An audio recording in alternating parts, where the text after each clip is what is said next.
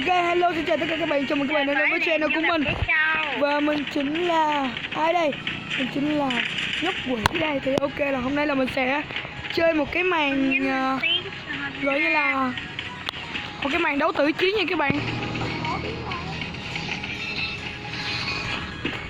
Ok thì mình sắp sửa vô trận.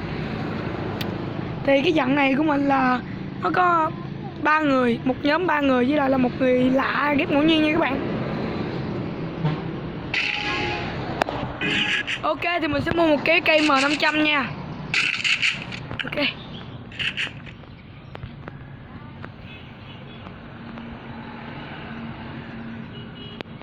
Thì mình sẽ quyết định là mình sẽ đi đường vòng.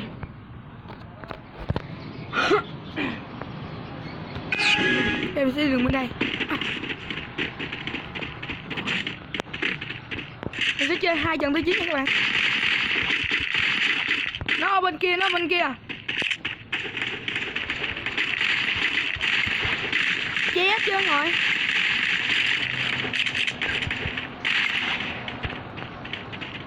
Công luôn, công tới luôn.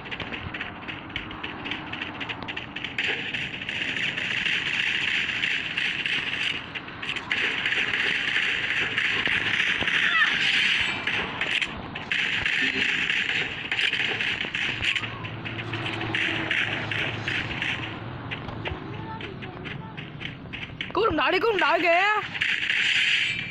Sao không cứu đồng đội chơi?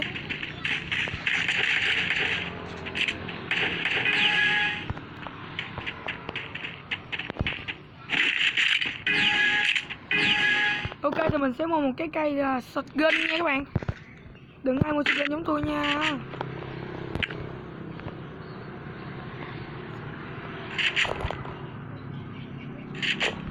Ok là mình sẽ đi cái đường bên vòng tiếp nha các bạn. Mình chỉ thích đi đường vòng thôi. Xin chào mọi người. Đừng ăn hoa em mà, em ngại lắm. Đây thì mình đang có một cây súng lục với một cây shotgun nha.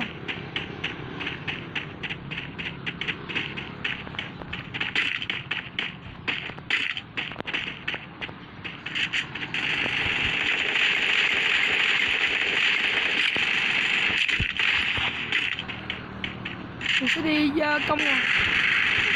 Ây da. Ây da. Cứu em nhé chị ơi. Ây da, đặt bom keo ra đi đó hả?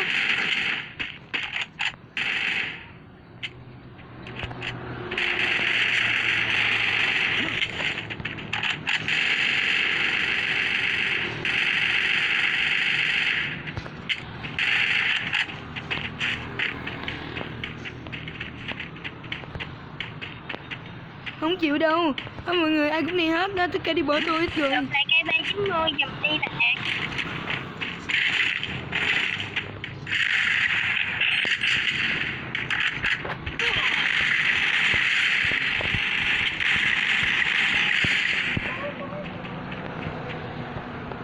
Tao thấy cái 390 đâu trời. Ok thì mình sẽ mua một cái cây súng lục nha. Ở động súng trường nha. Một quả mìn. Dục đèn tiểu liên ra. Mình không biết có đèn tiểu liên không. Ôi mình đã bị ai điện rồi thì mình sẽ tạm dùng một chút xíu. Ok thì mình sẽ chơi tiếp nha các bạn. Hồi nãy là có ai điện.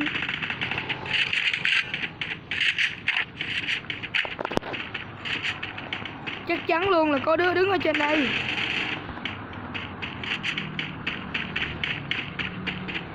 Đi thôi mọi người à. Wow, đây là có một thanh niên rồi rất là ngu người. Đến ngay cái chỗ mà anh Lý mình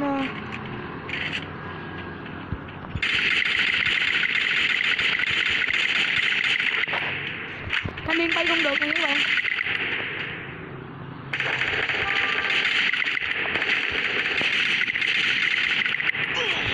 Ôi cút. Cút máu quá trời luôn đó hả? Bây giờ bị gì rồi? Ôi da.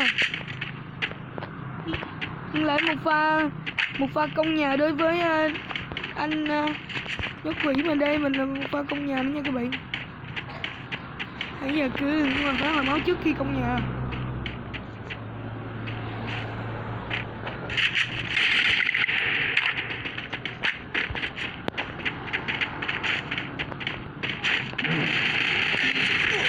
Ôi da.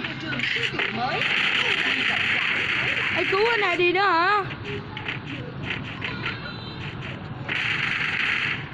Rồi xong, có vẻ mình đã chết luôn rồi.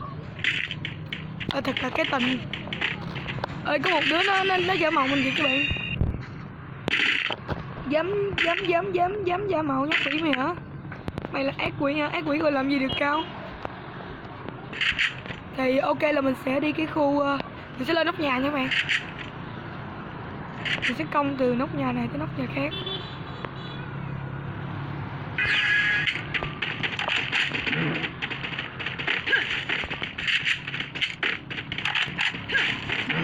Ok thì mình đã thấy một thanh niên đang chạy rất là nhanh. Rồi thanh niên nó đã bắt đầu là chạy lên trên cái nóc nhà thì nó gặp mình được lẫn trốn. Ôi thì mình bắn không trúng cái thanh niên nào hết.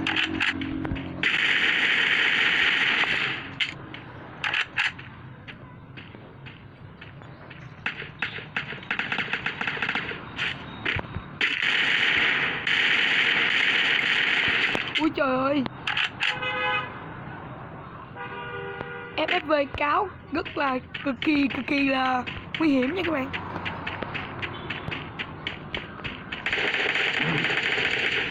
Ok mình thấy có những cái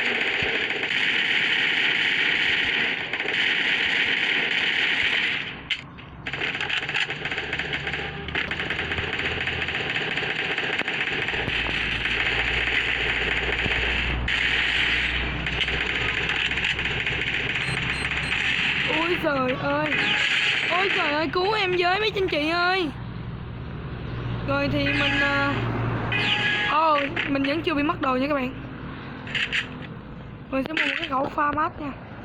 Tại vì mình vẫn còn bông keo cho nên là không cần mua bông keo chi nữa. Nhưng mà nếu mà mình không còn bông keo thì mình cũng đâu có mua được. Tại vì mình đâu có còn tiền.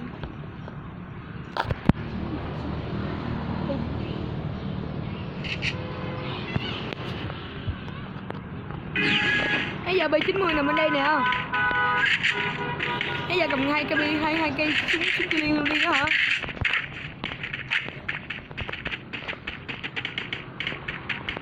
Cái chỗ này mình đã từng bị cam rất là nhiều lần rồi các bạn. Và mình cũng đã cam nhiều người ở đây rồi.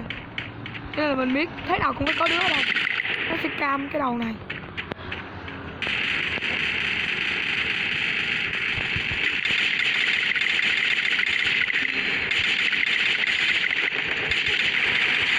Ui trời ơi, đặt bom keo ra đi.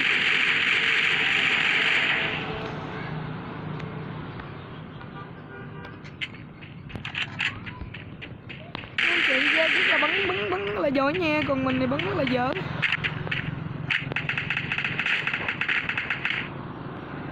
Mình không bắn hay nhưng mà mình rất là hay bắn nha các bạn. Ôi trời ơi, đây có một cái trái bông keo rất là tuyệt vời. Trái bông keo đặt rất là ngu người.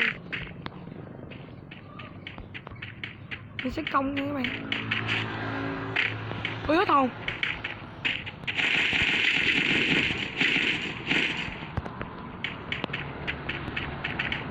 Mình sẽ công bằng bông keo tới.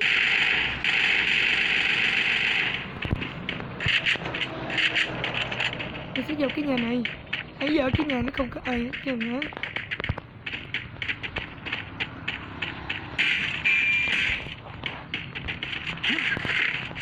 Ủa?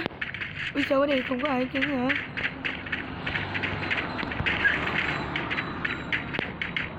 Bây giờ cái tụi nó đâu rồi? Ôi trời ơi, bắn ở đâu vậy? Trốn ở đâu rồi cái thằng kia? Tao mà thấy mày tao móc lời con mắt mày ra đó nha. Ôi trời ơi, sao có nghe tiếng bắn hoài vậy ta? Ôi.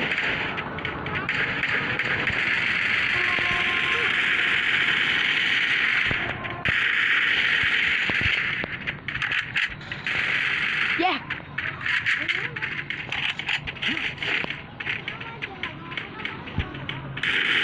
Rồi ok thì mình đã chiến thắng.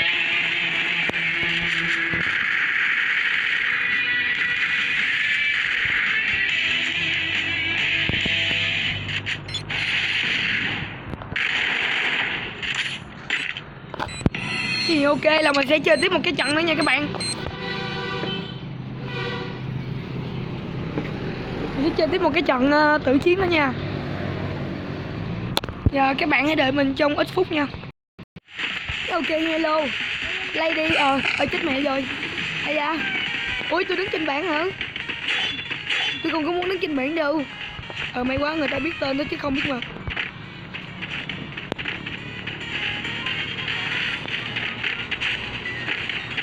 Thì tem bạn đã có 2 người đứng trên bảng, còn mình thì tem mình thì chỉ có 1 người thôi nha.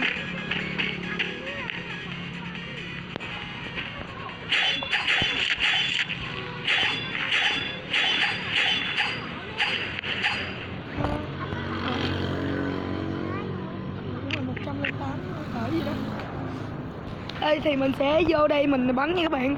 Thì tem mình đang có là 2 người đứng bảng và 1 người. Mình sẽ không có mua cây súng này đâu. Giờ đầu tiên là mình sẽ mua cái này với cái này với một quả mìn nha. Đầu tiên là mình đã đến cái khu là kho phải đài quan sát nha các bạn.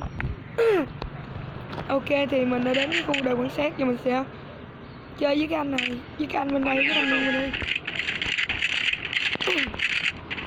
Đây mình đang bị khàn tiếng cho nên các bạn thông cảm nha. Bởi vì nói chuyện nãy giờ mệt quá các bạn. Mình sẽ đi cái đường vòng nha. Ở bên cái loi bên đây của mình thì vẫn có một cái thanh niên đang nói chuyện rất là nhiều, như là lớn hơn mình, nên là mình kêu một cái thanh niên thì nó hơi là mất dạy.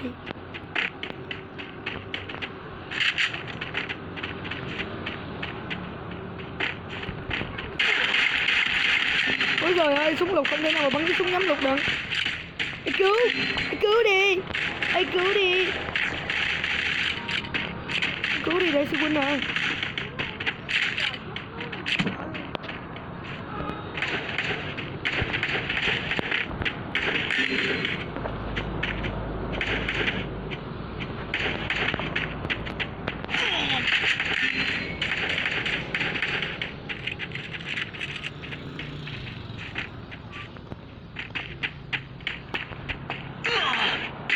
Ôi trời ơi, thì trận này là mình hơi bị ngu nha các bạn, hơi bị chơi ngu nha. Thanh niên này đang muốn kết bạn với 2 thanh niên bên phe kia, nhưng mà đã lỡ đấm trúng 2 thanh niên phe kia cho nên là thanh niên phe kia đang bắn lên như này rất là nhiều nha. Thì ok là thanh niên này rất là chạy rất là nhanh, rồi thanh niên này nó chạy xuống thì 2 thanh niên kia vẫn ngược theo. Giờ thanh niên kia được búp được cái đầu của thanh niên này thì ok, mình sẽ mua một cái khẩu MB5 các bạn, một chiếc bông keo với lại một cái mũ, một cái mìn. Ok. Ây da, các bạn thông cảm cho quỷ nha.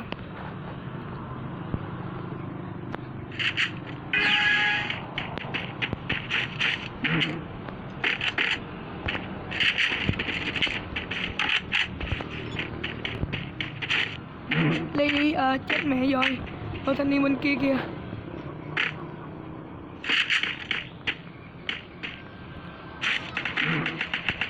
Ê, núp đi đó hả lão tử?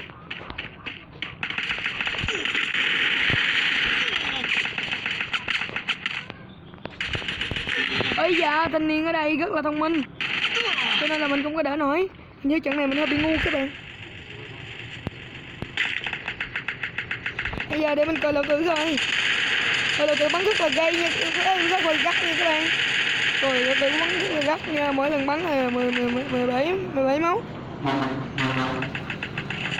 Ôi, đặt bông keo cứu đồng đội đi đó hả? Ngồi xuống. Thanh niên kia đang bay qua đó. Lão tử à.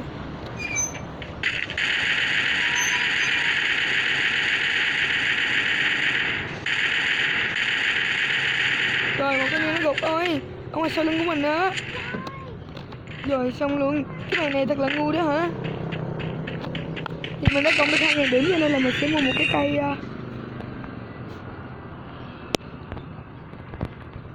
pha mát.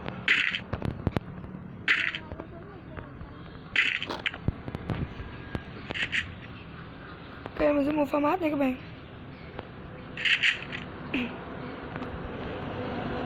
Lão tử à, lên nhà đi.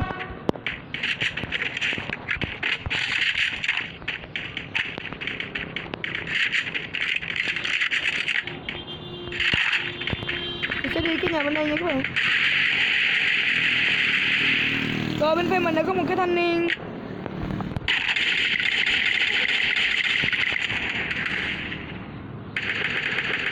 Chạy đi lão tử à.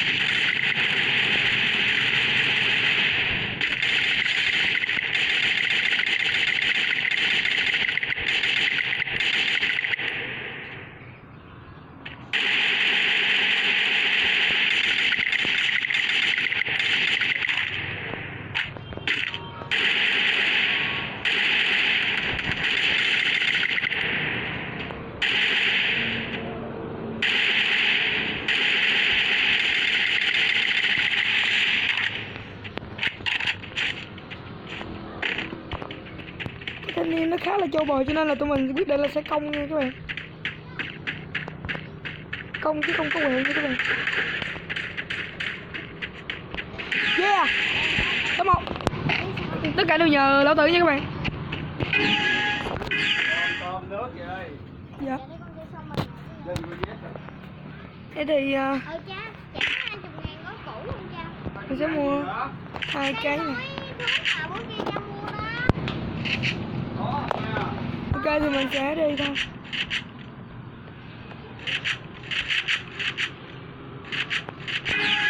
Ai mua thì người đó trả đi.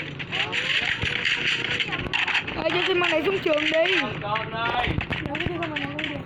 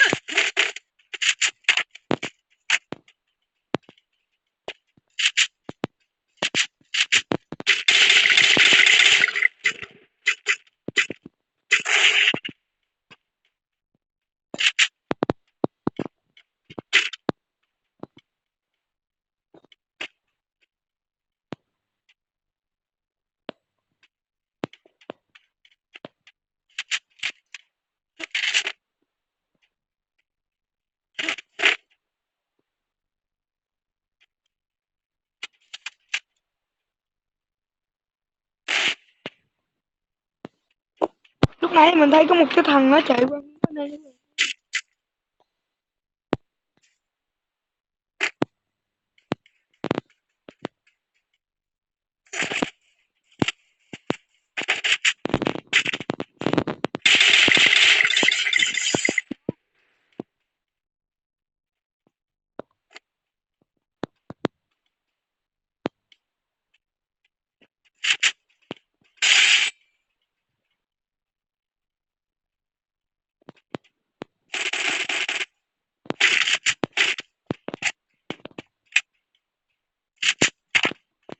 Trên đó nhớ con giùm nha. Từ từ.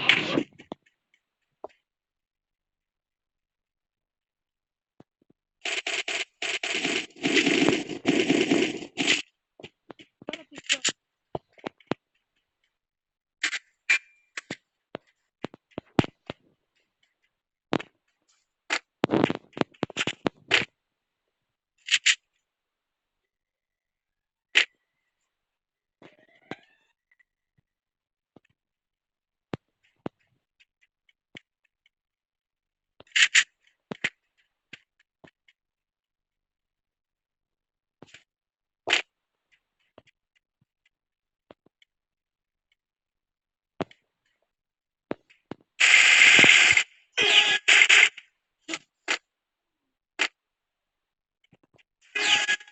Đây hết lần này là mình suy nghĩ như các bạn.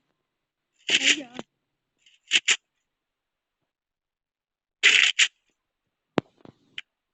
nãy giờ mình đặt xuống hơi bị nhiều rồi.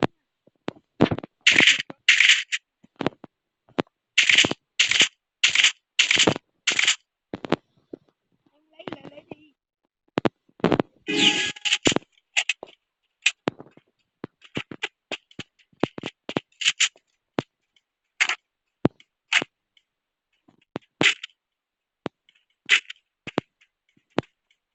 Đi đường vòng nữa.